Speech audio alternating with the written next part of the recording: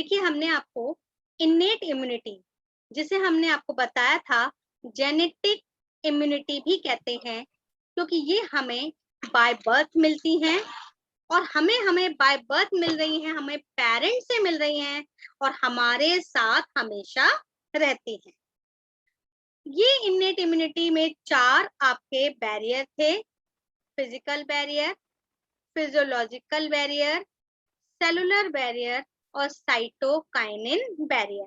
ये आपके 4 बैरियर थे जिसके बेस पे ये हमें जनरल इम्यूनिटी प्रोवाइड करते। अब देखिए, आपको एक चीज और बताएं, हमारी बॉडी की WBC and some other cell, हमारी बॉडी की WBC और सम अदर सेल, जब भी कोई एंटीजन आता है उस समय ये एक केमिकल का सीक्रेशन करती हैं, पायरोजेन। जब कोई एंटीजन आता है तब WBC और बॉडी की सम अदर सेल एक केमिकल का सीक्रेशन करती हैं, पायरोजेन। और ये पायरोजेन जो हमारे बॉडी के टेम्परेचर को बढ़ा देता है और बढ़े हुए टेम्परेचर में जो एंटीजन है वो सरवाइव नहीं कर पाता। तो आपने देखा होगा कि जब भी कोई एंटीजन आता है तो सबसे पहला जो हमारे अंदर सिम्टम आता है वो होता है फीवर। मतलब जब भी कोई इन्फेक्शन होता है तो सबसे पहले हमारे अंदर फीवर आता है, हमारे बॉडी का टेम्परेचर रेज हो जाता है। क्यों? क्योंकि जैसे ही कोई एंटीजन आएगा वैसे ही हमारी बॉडी की सेल किसका सीक्रेशन करेंगी? पायरोजेन का। और ये पायरोजेन हमारे बॉडी के टेम्परेचर को बढ़ा देगा, जो माइक्रोब्स की ग्रोथ को रोकेगा। तो जैसे जैसे इन्फेक्शन बढ़ता जाएगा फीवर भी बढ़ता जाता है। लेकिन अगर बॉडी का टेम्परेचर बियॉन्ड लिमिट पहुंच जाए, 105 से ऊपर चला जाए, तो वो बियॉन्ड लिमिट हो गया, उस समय हमारी बॉडी सरवाइव नहीं कर पाती। तो इसके मतलब इन्फेक्शन एक्सट्रीम पे पहुंच गया है जिससे डेथ हो सकती है। तो इसीलिए फीवर को कम करने के लिए सबसे पहले दवाई दी जाती है। अभी भी आप लोग देख रहे होंगे जब वैक्सीनेशन हो रहा है तो वैक्सीनेशन होने पे फीवर आ रहा है। इसका मतलब क्या है? वैक्सीनेशन होने पे जो एंटीजन अंदर भेजा जा रहा है उसके लिए हमारी बॉडी में टेम्परेचर बढ़ रहा है, तो फीवर आ रहा है। तो फीवर आ रहा है इसके मतलब हमारी बॉडी अंदर आने वाले एंटीजन को रिस्पॉन्स कर रही है। तो इस तरीके से ये आपके पायरोजेन है जो कि आपके अंदर आने वाले पैथोजन या एंटीजन की ग्रोथ को रोकता है। फिर आपके एक और प्रोसेस है बेटा, natural killer cell. Natural killer cell, actually हमारी बॉडी में कुछ नेचुरल किलर सेल्स होती हैं। ये नेचुरल किलर सेल क्या करती हैं? देखिए,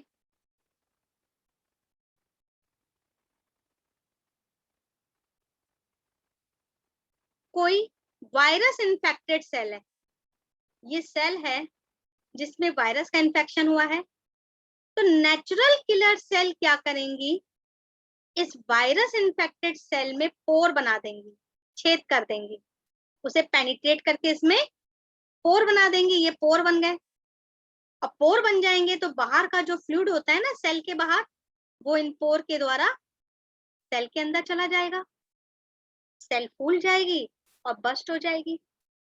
और आपको मालूम है वायरस तो केवल सेल के अंदर ही सरवाइव करता है, बाहर नहीं कर सकता। टोटल एंडो पैरासाइट है वायरस। क्या है आपके? टोटल एंडो पैरासाइट, सेल के अंदर ही सरवाइव करेगा, बाहर नहीं। तो इस तरीके से जब भी कोई वायरस इन्फेक्टेड सेल होती है तो नेचुरल किलर सेल क्या करेंगी? इस सेल में पोर बना देंगी, जिससे बाहर का जो फ्लूइड है वो सेल के अंदर चला जाएगा, सेल फूल जाएगी और बस्ट हो जाएगी। तो इस तरीके से ये वायरस के इन्फेक्शन से बच जाएगी। और भी क्या काम करती है natural killer cell? Cancer cell में भी पोर बना देगी और कैंसर सेल को भी बस्ट कर देगी। तो इस तरीके से ये नेचुरल किलर सेल स्पोर बना के सेल को बस्ट करके इन्फेक्टेड सेल को बस्ट कर देगी, जिससे कि बॉडी में आपके इन्फेक्शन पहुंचने मतलब बढ़ने से रुक जाएगा। तो ये था हमारी इन्नेट इम्यूनिटी के जनरल बैरियर, जो कि हमारी बॉडी में इम्यूनिटी कॉज करते हैं। वो तो हमने आपको 4 बैरियर बताए, physical, physiological, cellular and cytokinin. और ये आपके कुछ और अदर बैरियर्स हैं। ये आपका पायरोजेन का सीक्रेशन करती है सेल, और दूसरा नेचुरल किलर सेल। तो ये सारी चीजें हमारी बॉडी में एक जनरल इम्यूनिटी कॉज करती। तो ये तो हो गई आपकी इन्नेट इम्यूनिटी। तो इन्नेट इम्यूनिटी देखिए, अब आती है एक्वायर्ड इम्यूनिटी। जो इम्यूनिटी हम अपनी लाइफ में गेन करें, जो इम्यूनिटी हम अपनी लाइफ में गेन करें, वो हमारी लाइफ के संग ही रहेगी और होल लाइफ रहे। और फिर जब मेरी लाइफ खत्म हो, उसके संग इम्यूनिटी भी खत्म हो जाए, तो उसे हम कहेंगे एक्वायर्ड इम्यूनिटी। मतलब इस इम्यूनिटी को हमने लाइफ में गेन किया और हमारी लाइफ के साथ ही वो खत्म हो गई, तो वो कौन सी हुई? Acquired immunity. ये इम्यूनिटी हमसे हमारी नेक्स्ट जनरेशन में नहीं जाएगी। भाई इन्नेट इम्यूनिटी तो जेनेटिक थी, जो हमें हमारे पेरेंट्स से मिली थी, हमारे संग होल लाइफ रही और हमसे हमारी नेक्स्ट जनरेशन में चली गई थी। तो वो तो थी इन्नेट इम्यूनिटी, जेनेटिक थी। पर एक्वायर्ड इम्यूनिटी जिसको हमने हमारी लाइफ में ही गेन किया है और वो हमारी लाइफ के साथ ही खत्म हो जाएगी, तो वो है हमारी एक्वायर्ड इम्यूनिटी। अब एक्वायर्ड इम्यूनिटी की एक बहुत अच्छी पावर है हमारी बॉडी की खुद की सेल और बाहर से आने वाली सेल के बीच डिस्टिंग्विश करने की। मतलब हमारी बॉडी की सेल्फ सेल और बाहर से आने वाली नॉन सेल्फ सेल के बीच पहचानने की पावर है। तभी तो वो हमारी बॉडी की सेल को डिस्ट्रॉय नहीं करेगा। जो सेल बाहर से आई है एंटीजन के फॉर्म में, उसी पे एक्ट करेगी, उसी को मारेगी, हमारी बॉडी की सेल को नुकसान नहीं पहुंचाएगी। तो एक्वायर्ड इम्यूनिटी में ये पावर पाई जाती है कि हमारी बॉडी की सेल को नुकसान नहीं पहुंचाएगी। वैसे एक्वायर्ड क्या, पूरी इम्यूनिटी, हमारी जनरल इम्यूनिटी है, उसमें भी ये पावर है कि हमारी सेल्फ की सेल और नॉन सेल्फ सेल के बीच डिस्टिंग्विश करने की, उनके बीच पहचान बनाने की पावर है। इसीलिए हमारा इम्यून सिस्टम हमारी खुद की सेल को नहीं मारता, बाहर से आने वाली सेल को ही मारता है। तो ये होती है हमारी इम्यूनिटी की ये पावर, सेल्फ और नॉन सेल्फ को पहचानने की पावर। मतलब फॉरेन मॉलिक्यूल को ही पहचानेगा और उसी को ही मारेगा, हमारी खुद की सेल को नुकसान नहीं पहुंचाएगा। एक तो ये पावर है। दूसरी हमारी इम्यूनिटी में एक यूनिक फीचर है, मतलब एमनेस्टिक रिस्पॉन्स देने का। एमनेस्टिक क्या हो जाएगा? Animistic response. कैसे? जब कोई माइक्रोब सेकेंड टाइम हमारे अंदर आ रहा है, जब कोई माइक्रोब सेकेंड टाइम हमारे अंदर आता है, तो उस पे सेकेंडरी रिस्पॉन्स देना, intense secondary response. Intense secondary response का मतलब तुरंत अटैक करना। एक्चुअली पहली बार अब आता है तब तो हमारी बॉडी अपने आप को प्रिपेयर करती है उसे मारने के लिए, लेकिन जब वो दूसरी बार आएगा तो तुरंत अटैक कर देगी। तो दूसरी बार आने पे जो तुरंत अटैक कर रही है, इसे कहेंगे intensive secondary response. Intensive secondary response या फिर एनिमिस्टिक रिस्पॉन्स। जब किसी माइक्रोब का सेकेंड टाइम इन्फेक्शन हो तो तुरंत पावरफुल अटैक, वो कहलाएगा इंटेंसिव सेकेंडरी रिस्पॉन्स या एनमेस्टिक रिस्पॉन्स। तो ये भी पावर है आपकी, ठीक है। तो ये होती है हमारी एक्वायर्ड इम्यूनिटी, मतलब हम अपनी लाइफ में ही गेन करेंगे, हमारी लाइफ के संग रहेगी, लाइफ के संग खत्म भी हो जाएगी, हमसे हमारी नेक्स्ट जनरेशन में नहीं जाएगी, जिसमें आपके सेल्फ और नॉन सेल्फ को पहचानने की पावर है। खुद की सेल पे अटैक नहीं करेगी, बाहर से आने वाले ही मॉलिक्यूल या सेल पे अटैक करेंगे। और एमनेस्टिक रिस्पॉन्स करने की पावर है, जब सेकेंड टाइम उस माइक्रोब का इन्फेक्शन हो उस समय इंटेंसिव पावरफुल अटैक करना, जिसे एनमेस्टिक रिस्पॉन्स भी कहते हैं या इंटेंसिव सेकेंडरी रिस्पॉन्स। तो ये होती है एक्वायर्ड इम्यूनिटी। एक्वायर्ड इम्यूनिटी बेटा दो टाइप की होती है, एक्टिव एक्वायर्ड इम्यूनिटी और पैसिव एक्वायर्ड इम्यूनिटी। ये आपकी दो टाइप की है, एक्टिव एक्वायर्ड इम्यूनिटी और passive acquired immunity. Active acquired immunity और पैसिव एक्वायर्ड इम्यूनिटी। अब दोनों में डिफरेंस क्या है? जिस इम्यूनिटी को बनाने में हमारा खुद का इम्यून सिस्टम पार्टिसिपेट करे, जिस इम्यूनिटी को बनाने में हमारा खुद का ओन इम्यून सिस्टम पार्टिसिपेट करे, जिसको बनाने में हमारा खुद का ओन इम्यून सिस्टम पार्टिसिपेट करे, वो कहलाएगी एक्टिव इम्यूनिटी।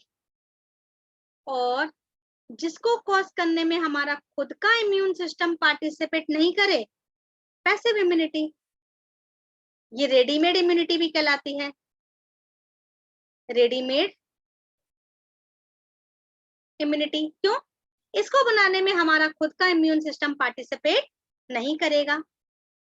तो ये एक्टिव, जिसको बनाने में हमारा खुद का इम्यून सिस्टम पार्टिसिपेट करे, वो आपकी कहलाएगी एक्टिव इम्यूनिटी, ठीक है। तो ये एक्टिव इम्यूनिटी जो हमारा खुद का इम्यून सिस्टम बना रहा है, और पैसिव इम्यूनिटी जिसको बनाने में हमारा खुद का इम्यून सिस्टम पार्टिसिपेट नहीं कर रहा। अब एक्टिव इम्यूनिटी जो है आपके स्लो होती है, स्लो प्रोसेस है, लेकिन लॉन्ग लास्टिंग है। बनने में टाइम तो लगेगा। तो देखिए, हम आपको बताएं, जैसे कोरोना वायरस का जो इन्फेक्शन हो रहा है, तो उसके लिए हम लोग की बॉडी में वैक्सीनेशन किया जा रहा है ना। वैक्सीनेशन जो हो रहा है वो हमारी बॉडी में इम्यून सिस्टम, वैक्सीनेशन से क्या हो रहा है, हमारी बॉडी उस वायरस से लड़ने के लिए सेल प्रिपेयर कर रही है, एंटीबॉडी प्रिपेयर कर रही है। मतलब हमारी बॉडी उस वायरस से लड़ने के लिए सेल प्रिपेयर कर रही है, एंटीबॉडी प्रिपेयर कर रही है। तो टाइम लग रहा है ना, तुरंत तो प्रिपेयर नहीं हो जाएगी। तो ये एक स्लो प्रोसेस है और लॉन्ग लास्टिंग, काफी समय तक ये चलेगा आपका वैक्सीनेशन, कि मतलब 1 साल बाद भी वो वायरस इन्फेक्ट करेगा तो भी हमारी बॉडी जो है उससे लड़ लेगी। तो लॉन्ग लास्टिंग होता है। ये आपके स्लो है लेकिन लॉन्ग लास्टिंग होता है। तो अब देखिए, एक्टिव इम्यूनिटी नेचुरल भी होती है और आर्टिफिशियल भी। नेचुरल और आर्टिफिशियल भी है। भाई, एक्टिव इम्यूनिटी को बनाने में हमारा खुद का इम्यून सिस्टम पार्टिसिपेट कर रहा है, इसलिए ये एक्टिव है। ये स्लो प्रोसेस है क्योंकि वो इम्यून सिस्टम डेवलप करने में टाइम लगेगा, पर लॉन्ग लास्टिंग है कि काफी समय तक ये इम्यून सिस्टम मेमोरी के फॉर्म में फीड रहेगा। जब कभी भी वो माइक्रोब्स अंदर आएगा तब ये हमारी बॉडी उस पर अटैक कर देगी। लेकिन मेन खासियत एक्वायर्ड इम्यूनिटी जो है ना, पर्टिकुलर माइक्रोब्स के लिए होती, पर्टिकुलर डिजीज के लिए, पर्टिकुलर डिजीज या माइक्रोब्स के लिए। भाई, जो वैक्सीनेशन किया जा रहा है कोरोना वायरस के लिए, तो उसमें जो एंटीबॉडी तैयार हो रही है वो कोरोना वायरस के लिए ही हो रही है, किसी और के लिए नहीं, तो पर्टिकुलर माइक्रोब्स के लिए हो रही है ना। कि 2 साल बाद भी कोरोना वायरस अटैक करेगा तो हमारी एंटीबॉडी उससे लड़ लेंगी। तो ये आपके जो है ये पर्टिकुलर, जैसे कि इनेट इम्यूनिटी नॉन स्पेसिफिक थी, एक्वायर्ड इम्यूनिटी स्पेसिफिक है। इनेट इम्यूनिटी नॉन स्पेसिफिक थी, जो पर्टिकुलर डिजीज के लिए नहीं थी, लेकिन एक्वायर्ड इम्यूनिटी स्पेसिफिक है, जिस डिजीज के लिए, जिस माइक्रोब्स के लिए तैयार की जा रही है, वो उसी पे ही अटैक करेगी, किसी दूसरे पे नहीं। कि कोरोना वायरस के लिए जो एंटीबॉडी बन रही है वो कोरोना वायरस पे ही करेंगी, एड्स वायरस पे नहीं कर देंगी। तो ये आपके स्पेसिफिक हो जाएगी। ठीक, तो ये होती है हमारी एक्वायर्ड इम्यूनिटी। तो आइए सबसे पहले चलते हैं नेचुरल, एक्टिव, एक्वायर्ड इम्यूनिटी। किस तरीके से हमारी बॉडी नेचुरल तरीके से अपने अंदर एक्वायर्ड इम्यूनिटी बनाती है वो देखिए। जैसे ये हमारी बॉडी है, ये हमारी बॉडी है।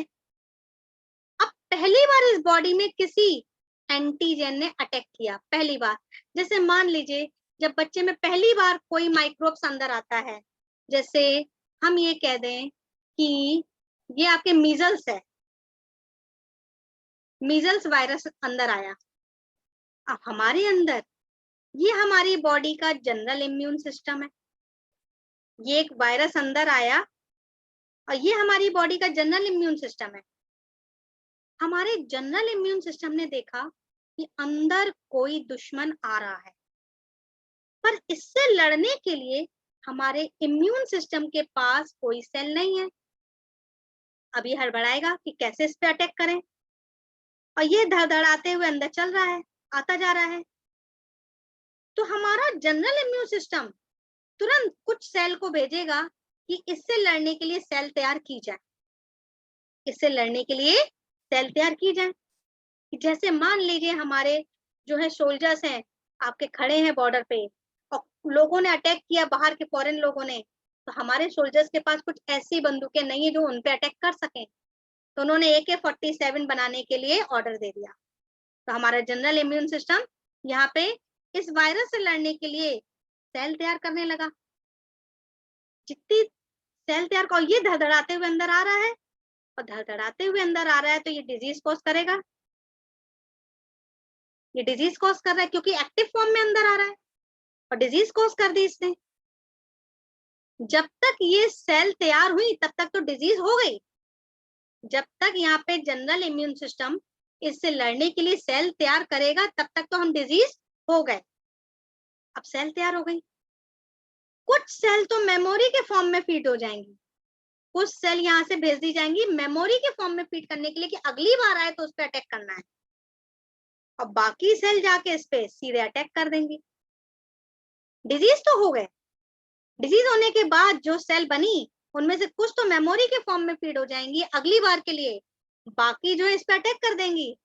तो बाकी ने अटैक किया तो ये मरने लगा, ये मरने लगा, तो धीमे धीमे डिजीज के सिम्टम्स कम होने लगे और फिर खत्म हो गए।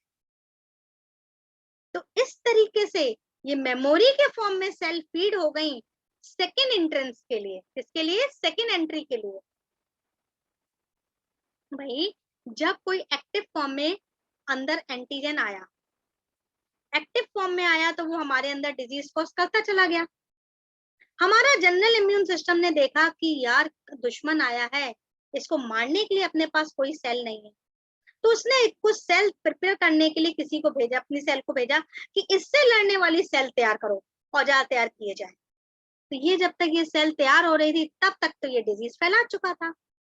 अब जब सेल तैयार हो गई तो इसमें से कुछ सेल तो मेमोरी के फॉर्म में फीड हो गई कि अगली बार आंदो से, बाकी सेल ने इस पे अटैक कर दिया, बाकी सेल इस पे अटैक करेंगी तो इसे मार देंगी, और फिर धीरे डिजीज तो हो गई थी, अब इसे मारा तो धीमे धीमे डिजीज के सिम्टम्स कम होते जाएंगे। तो इस तरीके से ये जो हमारे अंदर इम्यून सेल तैयार हो गई मेमोरी के फॉर्म में, ये अब तैयार हो गई किसके लिए, सेकेंडरी एंट्रेंस के लिए, कि अब अगर अगली बार आएगा तो इस पे अटैक कर देंगे। एनिमिस्टिक आपके एंट्री के लिए या intensive entry, intensive acquired immunity के लिए ये हमारी सेकेंडरी सेल तैयार हो गई। तो ये हुआ हमारा नेचुरल वैक्सीनेशन। इस वैक्सीन से हम वैक्सीनेशन कहेंगे। हमारी बॉडी में हमारे इम्यून सिस्टम ने इस एंटीजन से लड़ने के लिए सेल तैयार कर ली, ये वैक्सीनेट हो गई हमारी बॉडी, वैक्सीनेशन हो गया। और नेचुरल तरीके से हुआ है, क्योंकि ये एंटीजन नेचुरल तरीके से हमारी बॉडी में आया है, तो ये कहलाएगा नेचुरल वैक्सीनेशन। तो नेचुरल वैक्सीनेशन से हमारी बॉडी में हमारे इम्यून सेल तैयार हो गई, जो मेमोरी के फॉर्म में फीड हो गए। ये अगली बार आएगा तो हम उसे पहचान के तुरंत अटैक कर लेंगे। तो प्राइमरी रिस्पॉन्स जो वीक रिस्पॉन्स है, तो इसने टाइम लिया ना, प्राइमरी रिस्पॉन्स वीक रिस्पॉन्स है, इसने टाइम लिया, पर ये अब लॉन्ग लास्टिंग के फॉर्म में हमारी बॉडी में मेमोरी के फॉर्म में फीड हो गया। तो ये थी हमारी नेचुरल एक्टिव एक्वायर्ड। अब देखिए, तो पहली बार में हमारी अंदर इस एंटीजन के लिए मेमोरी सेल फीड हो गई। अब अगर सेकंड टाइम ये अंदर आया, सेकंड टाइम ये एंटीजन अंदर आया, तो क्या होगा? हमारी इसके लिए जो मेमोरी सेल फीड है वो देखेंगे, यार आ गया अपना वाला दुश्मन, आ गया अपना वाला दुश्मन, तो ये तुरंत एक्टिव हो गई, डिवाइड करेंगी, डिवाइड करके अपनी नंबर बढ़ाएंगी, नंबर बढ़ाए और कुछ तो फिर से मेमोरी के फॉर्म में फीड हो गई, बाकी ने इसे यहीं पे अटैक कर दिया।